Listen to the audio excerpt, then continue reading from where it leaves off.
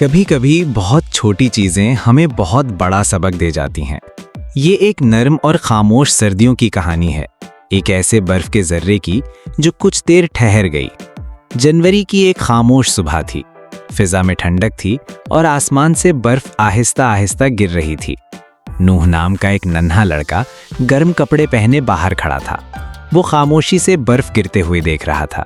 अचानक एक बर्फ का जर्रा उसके दस्ताने पर आकर ठहर गया। नूह मुस्कुराया और आहिस्ता से बोला, तुम अभी पिघल जाओगे।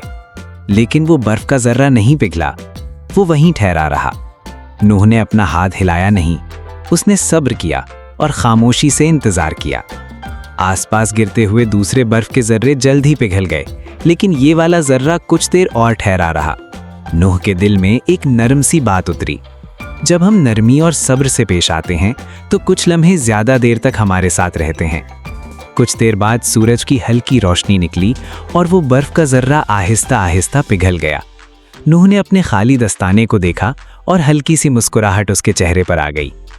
हर चीज हमेशा के लिए नहीं रहती, लेकिन अगर हम लम्हों को सब्र और नरमी से थामें तो वो हमें सुकून का सबक देकर जाते हैं।